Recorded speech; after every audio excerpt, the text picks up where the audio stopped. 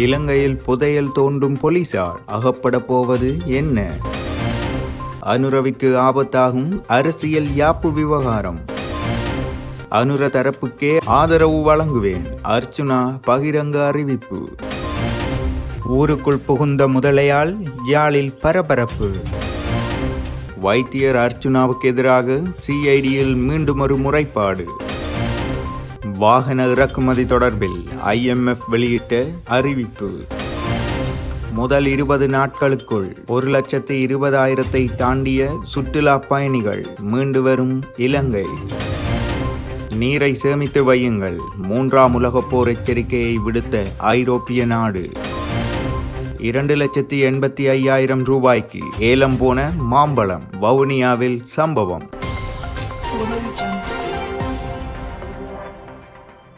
கம்பஹா வேயாங்கொட வந்துரம்ப பகுதியில் நிர்மாணிக்கப்பட்டு வரும் மத்திய அதிவேக நெடுஞ்சாலைக்கு அருகில் புதைந்துள்ளதாக கூறப்படும் புதையலை தேடும் பணி இடம்பெற்று வருகிறது. அத்தனகல்லை நீதவான் நீதிமன்றத்தினால் வழங்கப்பட்ட நீதிமன்ற உத்தரவின் பேரில் இந்நடவடிக்கைகள் மேற்கொள்ளப்படுகின்றன. குறித்த இடம் பல வருடங்களாக புதையல் தோண்டுபவர்களால் தோண்டப்பட்டு வருவதாக வேயாங்கொடை போலீசார் தெரிவிக்கின்றனர். இந்நடவடிக்கையில் ஈடுபட்ட பலர் கடந்த காலங்களில் கைது செய்யப்பட்டு விளக்கமறியலிலும் வைக்கப்பட்டுள்ளதாக அறியப்படுகிறது. இவ்வாறு தொடர்ந்தும் பலர் கைது செய்யப்படும் நிலையில் அந்த இடத்தில் உண்மையில் ஏதாவது புதைக்கப்பட்டுள்ளதா என்பதை கண்டறியுமாறு போலீஸ் விசேட அதிரடி படையினருக்கு அத்தனைகல்லை நீதவான் நீதிமன்றம் உத்தரவிட்டுள்ளது. இதனை அடுத்து தொல்லியல் திணைக்களம் மேற்கொண்ட சோதனையின் போது அந்த இடத்தில் புதையல் எதுவும் இல்லை என தெரிய வந்துள்ளது. எவ்வாறாயினும் போலீஸ் விசேட அதிரடி படையினர் மேற்கொண்ட விசாரணைகளில் நிலத்தில் ஏதோ ஒன்று புதையுண்டிருந்தமை கண்டுபிடிக்கப்பட்டுள்ளது. அதனை அடுத்து அகழ்வு பணிகள் தற்போது தொல்பொருள் திணைக்களம், புவியியல் ஆய்வு மற்றும் சுரங்க பணியகம், வேயாங்கொட போலீஸ், வீதி அபிவிருத்தி அதிகார சபை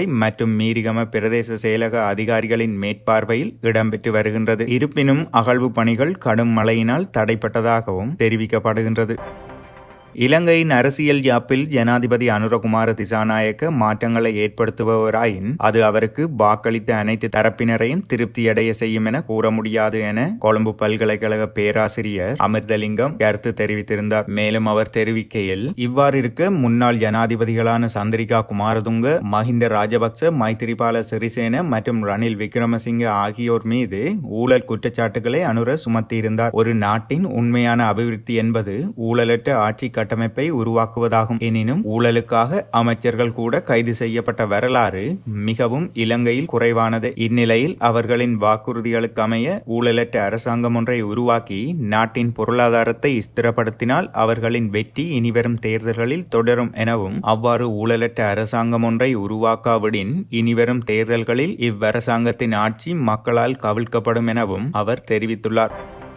தற்போதைய அரசாங்கத்தின் அனுரகுமார திசாநாயக்க தலைமையிலான தேசிய மக்கள் சக்திக்கு ஆதரவு வழங்குவதாக நாடாளுமன்ற உறுப்பினர் ராமநாதன் அர்ச்சுனா தெரிவித்துள்ளார். தென்னிலங்கை ஊடகம் ஒன்றிற்கு வழங்கிய நேர்காணலிலேயே அவர் இதனை பகிரங்கமாக அறிவித்துள்ளார். தற்போது சமூக ஊடகங்களில் பேசும் பொருளாகிய நாடாளுமன்ற உறுப்பினர் ராமநாதன் அர்ச்சுனா நாடாளுமன்றின் முதல் அமர்வில் எதிர்க்கட்சி தலைவருக்கென ஒதுக்கப்பட்ட இடத்தில் அமர்ந்தமை தொடர்பில் கேள்வி எழுப்பப்பட்ட போது அமர்ந்தமை தொடர்பில் எழுப்பப்பட்ட கேள்விக்கு அவர் வழங்கிய பதில்கள் தற்போது பேசு பொருளாகியுள்ளன. எதிர்க்கட்சி தலைவரின் ஆசனத்தில் ஏன் அமர்ந்தீர்கள் என கேள்விகள் கேட்டபோது அது எதிர்க்கட்சி உறுப்பினரின் ஆசனம் என எனக்கு தெரியாது. அத்தோடு அந்த சந்தர்ப்பத்தில் எவரும் எதிர்க்கட்சி தலைவராகவோ அவருக்கு ஒதுக்கப்பட்ட ஆசனம் என்றோ எங்கும் குறிக்கப்பட்டிருக்கவில்லை எனவும், நாடாளுமன்றத்திற்குள் தொலைபேசி அனுமதி தொடர்பான சட்டம் உங்களுக்கு தெரியாதா என கேள்வி கேட்கையில், யார் கூறியது அவ்வாறு? அப்படியென்றால் அங்கு தொலைபேசியை கொண்டு வந்த அனைத்து நாடாளுமன்ற உறுப்பினர்களிடமும் சென்று இந்த கேள்வியை எழுப்ப வேண்டும். நீங்கள் என்னை ஒரு தீவிரவாதி போல் சித்தரிக்க எண்ணுகின்றீர்கள். இது உங்களுடைய நாடாளுமன்றம் அல்ல, எமது நாடாளுமன்றம் எனவும்,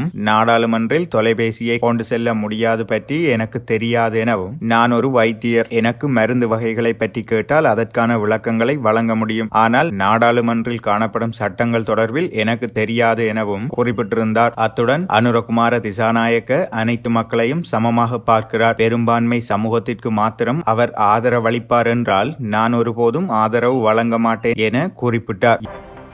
யாழ்ப்பாணம் கச்சேரி நல்லூர் வீதியில் உள்ள மூத்த விநாயகர் கோயிலுக்கு அண்மையில் 8 அடி நீளமான முதலை ஒன்று புகுந்தமையால் அப்பகுதியில் பரபரப்பான சூழல் உருவாகியுள்ளது. குறித்த சம்பவம் நேற்றைய தினம் இடம்பெற்றுள்ளது. முதலை உயிருடன் இருப்பதை அவதானித்த அப்பகுதி மக்கள் வன ஜீவராசிகள் திணைக்களத்திற்கு அறிவித்திருந்த நிலையில் அப்பகுதிக்கு வருகை தந்த உத்தியோகத்தர்களால் முதலை உயிருடன் பிடித்து கொண்டு செல்லப்பட்டது. இந்நிலையில் யாழ் மாவட்டத்தில் நிலவி வரும் மழையுடனான சீரற்ற காலநிலை காரணமாக அருகிலுள்ள நீர்நிலைகளில் இருந்து குறித்த முதலை ஊருக்குள் வந்திருக்கலாம் என அப்பகுதி மக்கள் தெரிவிக்கின்றனர்.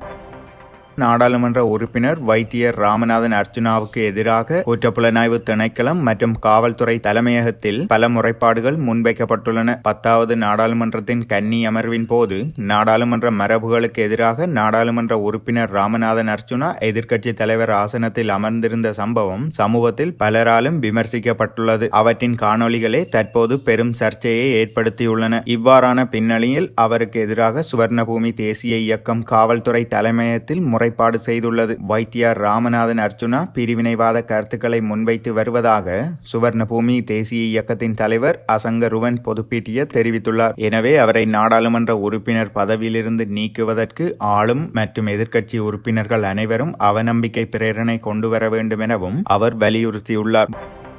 வாகனங்களை இறக்குமதி செய்வதற்கு நாட்டில் உள்ள கையிருப்பு குறித்து அவதானம் செலுத்தப்பட வேண்டும் என சர்வதேச நாணய நிதியத்தின் இலங்கைக்கான பிரதிநிதிகள் குழுவின் பிரதானி பீட்டர் ப்ரூவர் தெரிவித்துள்ளார். அத்தோடு வாகன இறக்குமதி மீதான கட்டுப்பாடுகளை நீக்குவது நிதி கொள்கையில் தாக்கத்தை ஏற்படுத்தும் எனவும் அவர் குறிப்பிட்டுள்ளார். கொழும்பில் உள்ள இலங்கை மத்திய வங்கியின் தலைமையகத்தில் இடம்பெற்ற ஊடகவியலாளர் சந்திப்பில் கலந்து கொண்டு கருத்து தெரிவிக்கும் போதே அவர் இதனை குறிப்பிட்டுள்ளார். வாகன இறக்குமதி கட்டுப்பாடுகள் 2025 பிப்ரவரிக்குள் தளர்த்தப்படும் என முன்னைய அரசாங்கம் அறிவித்திருந்தது. புதிய அரசாங்கம் அதன்படி செயற்பட்டால் IMF பரிந்துரைகளுக்கு இணங்குமா என பீட்டர் ப்ரூவரிடம் கேள்வி எழுப்பப்பட்டுள்ளது. அதற்கு பதிலளித்த அவர், மோட்டார் வாகனங்கள் மீதான இறக்குமதி கட்டுப்பாடுகளை நீக்கும் முடிவானது நிதி கொள்கையில் தாக்கத்தை ஏற்படுத்தும் என தெளிவாகியுள்ளது. அது தொடர்பில் இந்த மதிப்பீட்டிலும் முந்தைய மதிப்பீட்டிலும் நாங்கள் கலந்துரையாடியுள்ளோம். வாகன இறக்குமதி கட்டுப்பாடுகளை நீக்குவது அரசின் வருவாயை அதிகரிப்பதற்கான ஆதாரமாக உள்ளதாகவும், எனினும் அரச வருவாயை அதிகரிக்க வாய்ப்பு இருந்தாலும் நாட்டின் கையிருப்புகளை கவனமாக நிர்வகிக்க வேண்டும் எனவும் அவர் தெரிவித்துள்ளார்.